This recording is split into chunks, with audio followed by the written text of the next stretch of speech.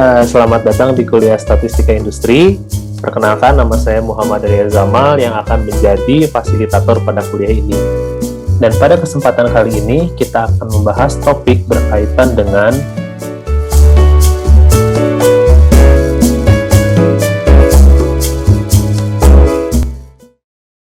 sini kita akan masuk ke pemilihan ukuran sampel untuk uji rataan. Jadi, sudah kita bahas pada minggu lalu bahwa saat kita melakukan uji ini tuh ada kemungkinan kan kita melakukan kesalahan, ya kan? Nah, kesalahannya itu bisa kesalahan alfa dan kesalahan beta. Ya, nah di kesalahan alfa dan kesalahan beta ini tergantung konteksnya sebelumnya gitu. Kesalahan alfa kan berarti kalian menolak H0 yang tepat. Di sini kalian menerima H0 yang salah. Nah, itu. Dan kemarin kita juga sudah memiliki satu kesimpulan gitu ya. Kesimpulan untuk memperkecil kesalahan alfa dan beta gitu ya. Yang paling efektif adalah kalian memiliki jumlah N sampel yang cukup. Nah, ini. Pertanyaan cukup ini tuh berapa gitu. Nah, sekarang kita akan menghitung berapa sih pemilihan ukuran sampel atau N yang cukupnya ini tuh berapa gitu. Oke. Nah, misalnya di sini kalian ukuran sampel itu diatur agar dapat menghasilkan nilai power yang baik. Nilai power itu apa? Saya review sedikit. Nilai power itu 1 min beta. Jadi, kemungkinan kalian tidak melakukan kesalahan beta. Kalau lagi nilai power itu adalah nilai kalian tidak melakukan kesalahan beta. Nilainya 1 min beta. Di sini alfa itu ya tadi alfa itu nilai yang kita tetapkan.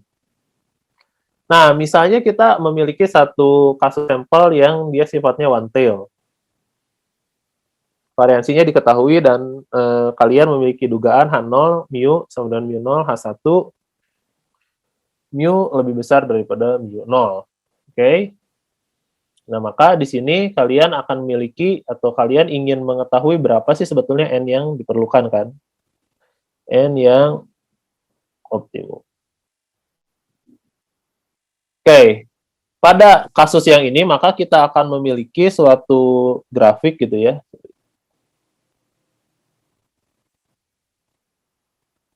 Suatu grafik di mana kalian akan memiliki satu grafik, di sini mu 0. Oke. Ini H0 ya, lihat. Di sini H0 yang kalian miliki. Di sini H0 memiliki rata-ratanya mu, kalian menduga oh rata-rata berat badan tuh 65 kilo, berarti mu 0 tuh 65 kilo. Nah, di sini kalian H1-nya adalah lebih besar daripada mu 0. Nah, berarti kalian akan mencari atau daerah kritisnya tuh ada di suatu titik. Nah, oke, katakanlah ini titiknya A, di mana A ini akan sebesar alfa. Oke. Nah, sampai saat ini kita hanya memiliki bahwa kemungkinan kesalahan tipe 1 atau kesalahan alfanya itu adalah senilai yang diarsir. Nah, kesalahan beta itu syaratnya kemarin atau pada minggu lalu kita sudah menitikberatkan harus ada suatu alternatif gitu. Natif spesifik. Nah, berarti kalau misalnya rata-ratanya nggak 65, berapa dong rata-ratanya gitu. Nah, kalau misalnya kalian menduga kalau rata-ratanya tuh dia sebesar 67 katakanlah ya gitu. Ini rata-rata yang benarnya tuh ternyata bukan 65 tapi 67 gitu. Oke, berarti kita buat lagi satu grafik gitu ya, katakanlah seperti ini. Nah, di sini kan mu 0 tambah katakanlah delta gitu. Delta ini tuh satu nilai rata-rata yang kalian pastikan bahwa oh ini tuh rata-rata yang sebetulnya tuh atau rata-rata yang ternyata benar tuh sebesar ini, yaitu katakanlah tadi 67. Oke. Nah, berarti di sini kalian akan mendapatkan suatu kesalahan beta kan, atau kemungkinan kesalahan beta. kemungkinan kesalahan beta itu tadi kalian menerima suatu H0 yang salah. Oke. Oke, ini ada beberapa keterangan selanjutnya bahwa tadi power diketahui, oke, ini udah kita bahas bahwa power itu adalah 1 min B saat kalian XA lebih dari mu 0 tambah delta. Nah, ini tuh sebetulnya maksudnya kalian akan mendapatkan suatu nilai atau probabilitas untuk kalian itu, Nah, tadi mencari nilai beta lah intinya, ya. Bentar. Hapus dulu. Nah, sehingga di sini, nah, ini tuh adalah suatu persamaan untuk kalian mencari nilai si betanya tuh berapa. Kayak mencari nilai si beta ini. Nah, nilai beta tadi kita ketahui bahwa kalian harus memiliki dulu dua pasang atau dua nilai mu gitu. Mu yang pertama mu nolnya gitu, mu nol dari hipotesa yang akan kalian buat, dan yang kedua sebesar mu 0 ditambah delta, di mana mu 0 tambah delta ini adalah alternatifnya. Di mana ini nilai, katakanlah nilai H1, yaitu nilai suatu nilai yang benar gitu. Nah, oke. Nah, ini sebetulnya yang tadi didiskusikan saya sama Gilang. Nah, di sini nilai B tuh si areanya tuh yang diarsir warna biru. Oke. Nah, sekarang yang kalian ingin cari adalah berapa luas B kan? Luas beta. Nah, oke. Nah, sekarang kita ingin mencari tahu berapa luas beta. Berarti di sini kalian ingin mencari nilai beta sama dengan probabilitas nilai Z kurang dari, nah, lihat di sini nilai Z kurang dari suatu nilai, katakanlah dulu kita Z kecil di sini. Atau misalkan nilai, nilai hasil nanti transformasi kita. Nah, nilai Z kecil ini dapatnya dari mana? Tadi nilai luasan B ini adalah luasan, kalian lihat di sini punya H0 dan di sini kalian punya H1. Nah, nilai beta ini kan nilai dia ke kiri dari alfa kan, dari nilai A, bukan alfa. Sekali lagi, probabilitas untuk nilai luasan B adalah nilai area dari A ke kiri saat rata-ratanya adalah ini. Sekali lagi, nilai B adalah nilai kalian memiliki suatu area luasan di titik A ke sebelah kiri dengan rata-ratanya itu mu 0 ditambah delta. Maka si beta ini bisa kita tuliskan Z kurang dari, nah, titik yang kan sebelumnya tuh kita memiliki nilai Z X bar kurangi mu dibagi dengan nilai sigma kan, ya enggak? Nah, maka di sini nilai X barnya itu kan digantikan nilai titik, di sini nilai isinya tuh Z hitung lah, nilai Z hitungnya tuh A kan. Kalian memiliki nilai A, nah nilai mu-nya, kita kan punya nilai mu yang benar gitu. Nilai mu yang benarnya tuh mu 0 ditambah D untuk mencari untuk mencari luasan di sini kan. Karena di sini luasannya ke kiri, berarti Z kurang dari atau ke sebelah kirinya. Maka kita menggunakan rata-rata mu 0. Nah, berarti di sini Z dikurangi dalam kurung mu 0 tambah delta. Sini dibagi dengan biasa ini sigma, karena kalian melakukan sampling berarti standar deviasinya itu adalah sigma per akar N. Oke, nah ini probabilitasnya. Nah, dari sini kalian ingin mencoba nih si nilai probabilitasnya. Probabilitasnya ingin kalian atau perhitungannya ingin kalian coba bisa tuh dijabarkan. Maka untuk mendapatkan B ini tuh jadinya P Z A. Nah, kan ini minus mu minus delta, berarti di sini kalian bisa juga minus mu 0 per sigma dibagi akar N dikurangi gitu ya, delta per sigma dibagi dengan akar N. Oke, makanya nah persamaan inilah yang dia menyebabkan jadi ini. Maksudnya ini tuh datangnya dari mana? Jadi sama-sama aja. Jadi A dikurangi mi 0 per sigma dibagi akar N dikurangi delta dibagi sigma per akar N. Itu tuh penjabaran dari yang ini. Ya, dari yang atas yang ini persamaan 2 katakan. Nah, sekarang kita sudah memiliki persamaan yang ini. Nah, sekarang kalian lihatnya dari sini. Oke, nah persamaan ini ternyata nilai, nah saya kotakan ini kan nilainya tuh berdasar dari tadi. Kita punya nilai Z bar dikurangi mu dibagi per sigma untuk mencari nilai Z kan.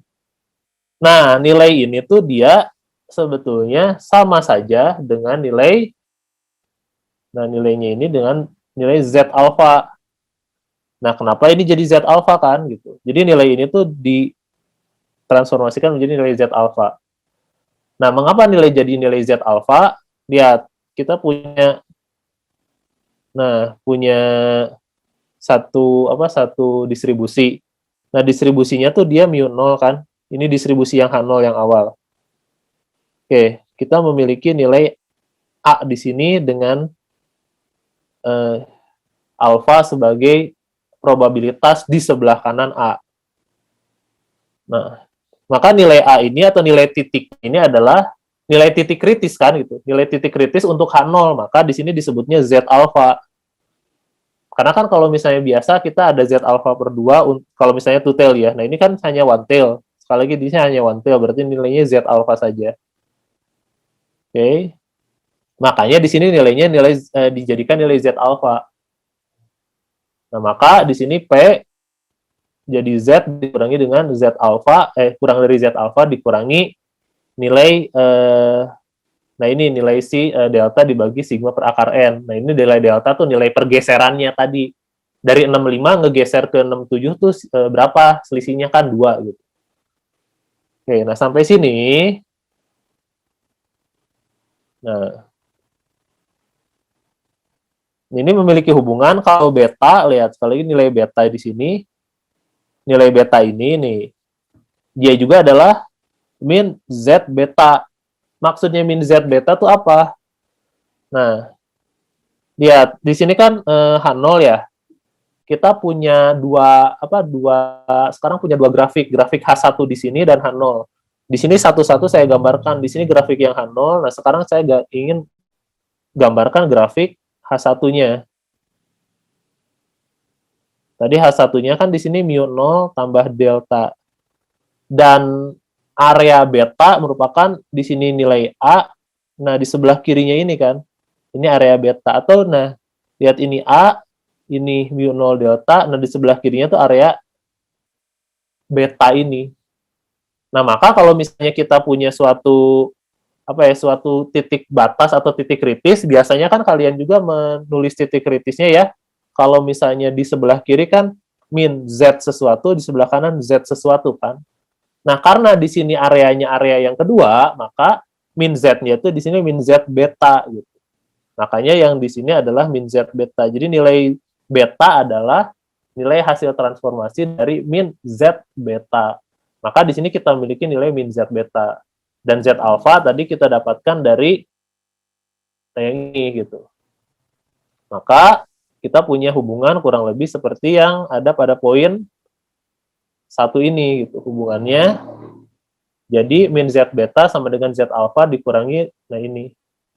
Nah, maka karena tadi kita ingin mencari berapa sih ukuran sampel yang bisa memastikan kita tidak melakukan kesalahan beta, berarti kita cari N-nya. Gitu. Nah, berarti di sini nilai N bisa kita dapatkan untuk kasus satu sisi adalah sebagai berikut. Untuk dua sisi, alfanya menjadi alfa per 2. Ini kurang lebih ya. Kayak ada yang mau ditanyakan? Jadi ini untuk kasus dua sisi, ini untuk kasus satu sisi untuk pencarian sampel. Oke, untuk lebih jelas, nah kita masuk ke contoh soal nih. Misalnya tadi kita punya suatu tes di mana kalian melakukan dugaan satu populasi student laki-laki adalah rata-ratanya 68. Nah, di sini kalian memiliki hipotesis tandingan lebih besar daripada 68. Nah, karena kalian ingin mencari sebetulnya berapa sih powernya gitu ya, satu min betanya berapa, atau pemastian bahwa kalian tidak akan melakukan kesalahan betanya itu berapa persen, berarti kalian harus tahu dulu sebetulnya nilai tandingannya itu, nilai spesifiknya. Spesifik dari mu tandingan. Nah, di sini didapatkan mu tandingannya itu 69. Oke, maka kalian sudah memiliki nilai mu tandingannya berapa. Maka di sini kalian diminta untuk cari berapa sampel size-nya yang dibutuhkan untuk memastikan bahwa pengujian kalian tuh memiliki power atau memiliki kekuatan sebesar 95%. Berarti yang dimaksud dengan 95% ini tuh, dia tuh akan memastikan bahwa kita memiliki suatu tes ini akan benar sebesar 95% apabila nilai rata-rata aslinya tuh 69 kilo. Kurang lebih kayak gitu. Nah, berarti kan di sini kita udah memiliki datanya. Tadi datanya kan min Z beta sama dengan Z alpha. Kemudian di sini dikurangi theta per sigma per akar N kan. Nah, berarti kalian tinggal substitusikan. Nah, di sini kita sudah mengetahui bahwa alfanya kan 0,05. Nah, cari kalian Z alpha untuk alpha 0,05 berapa.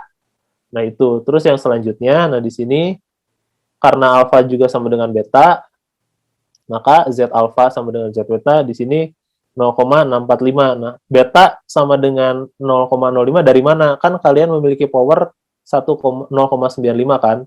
Berarti di sini 1 min beta sama dengan 0,95. Berarti betanya sama dengan 0,05 kan? Nah, berarti nilai alfa sama betanya sama. Makanya kita memiliki keterangan demikian. Nah, rata-rata sebenarnya mu 0 tambah D. Nah, di sini kan 69 itu adalah tandingannya, berarti pergeserannya tuh sebesar 1. Nah, sehingga tadi kita memiliki nilai N untuk satu sisi, karena ini satu sisi, maka kalian tinggal substitusikan bahwa Z alpha dan Z beta dengan masing-masing alpha dan betanya 0,05 adalah 1,645. Ini dari tabel. Oke. Nah, kemudian kita substitusikan, masing-masing kita masukkan nilainya, nah maka kita mendapatkan nilai N sama dengan 270. Nah, berarti kesimpulannya apa gitu? Nah, artinya pengamatan diperlukan jika hipotesis 0 ingin ditolak 95% ketika ini. Jadi maksudnya apa? Maksudnya ketika kalian tahu bahwa ini tuh nilai yang benar, maka H0 kan harus ditolak ya.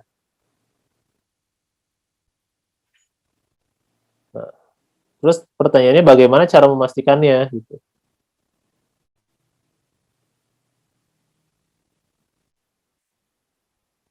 Nah, caranya tadi kalian pastikan bahwa kesalahan betanya tuh perkecil gitu. Bahwa kalian tahu ini kemungkinan benernya tuh di 69 gitu. Maka H0 kan harus ditolak, nggak boleh kan H0-nya diterima gitu. Yang mana mu 0-nya itu sama dengan 68 ya tadi. Nah, itu kurang lebih. Jadi ini pemilihan ukuran sampel dan interpretasinya. Jadi pada 271 pengamatan kalian akan memastikan sebesar 955% bahwa H0 akan ditolak ketika mu-nya 69. Oke. Baik, kuliah hari ini telah selesai. Kita akan bertemu pada segmen selanjutnya. Saya mengharapkan semua yang telah disampaikan pada segmen kali ini bisa kembali direview dan pekerjaan-pekerjaan yang bersifat tugas atau latihan soal bisa kembali dikerjakan untuk memperdalam dari sisi pemahaman materi dari saudara sekalian.